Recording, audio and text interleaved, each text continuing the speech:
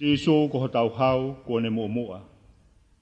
is one of the better known of Charles Wesley's 6500 hymns. In Tonga, it is sung to the tune Ribbon, a charge to keep I have.